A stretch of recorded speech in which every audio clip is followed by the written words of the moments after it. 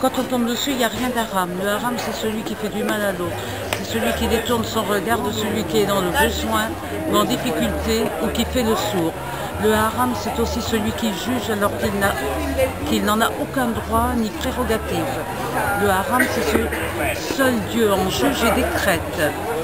Mais je n'ai pas envie de disserter, je ne mélange pas la religion avec les éléments de la vie au quotidien ou qui nous environnent. Moi, quand on me dit c'est haram ou c'est halal, je réponds ou je ne réponds pas. Je respecte ceux qui ne sont pas comme moi. Par contre, c'est souvent que l'inverse ne vient pas en retour. Tu entends? Ouais. Qu'est-ce que tu en penses? Je suis d'accord. Écoute bien, j'ai mis en second parce que ça m'a remonté ce discours. J'aime pas discuter moi sur la religion. Oui.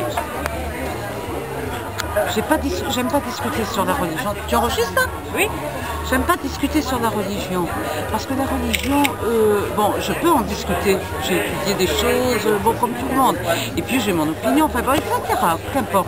Mais là, j'ai pas voulu, parce que c'était presque un conseil, elle imposait, j'ai senti ça comme une intrusion, tu vois, le fait d'imposer une idée trop rigide. Tu comprends ce que je veux dire? En second message, j'ai dit la religion est dans le cœur, elle est dans l'homme du croyant. Comme le foulard, avant de l'avoir dans les cheveux, il est dans le cœur. Avant tout diktat cultuel, je revendique le respect, l'équité, la dignité de part et d'autre d'entre nous, ce qui n'est pas toujours le cas. Hein, Sarah? Je suis d'accord. Y compris en religion, j'ai croisé beaucoup de censeurs, dont certains dictaient au nom de Dieu ou de la Sunna, jusqu'au moindre fait de saluer ou non un camarade ou de partager un repas sous prétexte d'eux. Je ne redonne aucune leçon, mais pour en prendre, je sais où aller et vers qui.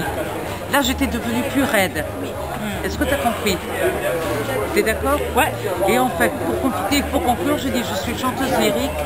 Lorsque j'étudiais l'arabe, le tajwid, charia, il y en avait toujours une ou deux pour me susurrer que c'était arabe. Et c'est la vérité, on me disait, tu sais Malika, il faut que tu arrêtes de chanter parce que c'est arabe, c'est écrit dans le Coran, toujours les mêmes, ces mêmes... là encore, j'ai toujours eu ma conscience en guise de réponse. Il y en a qui m'enverront peut-être en enfer, mais bon. Là-dessus est passé Taïeb, qui dit, vas-y Malika, et puis est passé un mec que je connais pas trop.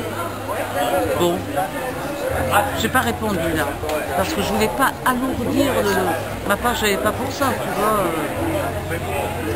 La fille, elle me répond, vous n'avez pas à vous énerver. J'ai pas voulu répondre, mais je ne m'énervais pas. Mais je dis des choses, il y a des fois, il y a certaines fois où le discours il est un peu plus soutenu. Tu comprends? Oui.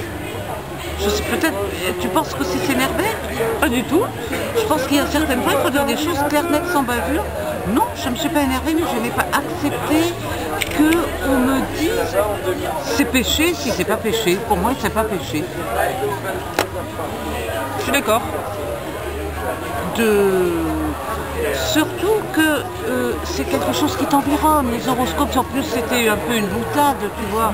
Mais même si c'est pas une boutade, si tu dis c'est péché, ça veut dire que celui qui va le faire, il va être en position d'être jugé. Or moi, non, je veux pas qu'on parle. Je peux pas. C'est pas mon discours. Tu comprends? Oui. Voilà. Là, ça va pas que tu fermes les yeux. Qu'est-ce que tu dis? Là, ça va pas que tu fermes les yeux. De quoi te faire les deux? Là, la photo, là. Et bah quoi? Bah, tu fermes les yeux. Arrête, tu dors assis. Mais non, je dors pas tout le temps. J'ai envie de chocolat. Ah.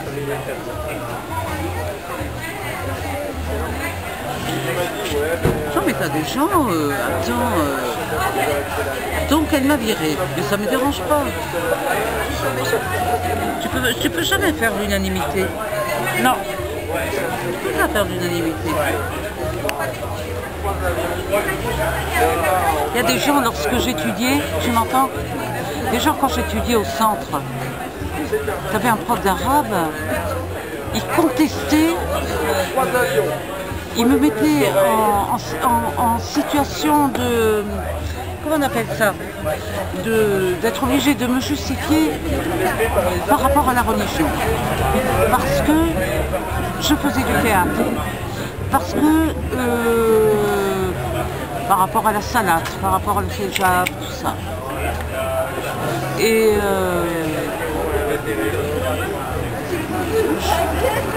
on était en zone de conflit, un petit peu comme ça.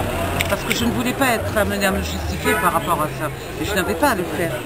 Et puis un jour, quelques mois après tout, il m'a croisé à l'opéra. Puis peu de temps après, en manif. Caméra au point, mon petit appareil photo à filmer avec, etc. Bon, il me regardait, il était figé. J'étais, tu vois la banderole de tête pour les événements de Gaza. On descendait, j'étais caméra au point, au coude à coude avec les autres. Tous ceux du centre, les responsables qui me connaissaient, et lui qui suivait, il me voyait. Il ne pétait pas un mot. Parce que là, sur ce coup-là, il n'y avait plus rien à dire. Et là, sur ce coup-là, c'est moi qui dominais la situation. Tu as beaucoup de donneurs de leçons. Ouais. Beaucoup de donneurs de leçons, mais des leçons, bon, je veux bien en prendre, mais pas comme ça. Tu comprends? C'est ça. C'est bizarre, je te vois au double. Hein? Je te vois au double. Évidemment, tu as mes deux appareils photo, c'est normal. J'ai mis une photo sur la page de ma fille. Elle est partie.